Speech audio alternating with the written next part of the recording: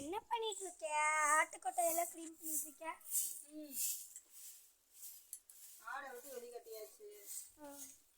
ஒரு இதாயிடுச்சு. வீடெல்லாம் சுத்தம் பண்ணியாச்சா? இதெல்லாம் க்ளீன் பண்ணியாச்சு பாப்பா. அண்ணா ஸ்கூல் நீதான் வரைக்கும் வந்துட்டு ஸ்கூலுக்கு போகலையே. எனக்கு இந்த வேலைக்கு போயிட்டு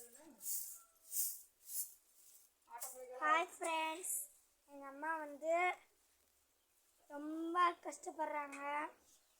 எங்கள் பாட்டி வேறு அங்கே போயிடுச்சு. பாட்டி இருந்ததுன்னா ஈஸியாக வேலையெல்லாம் முடிஞ்சிடும்.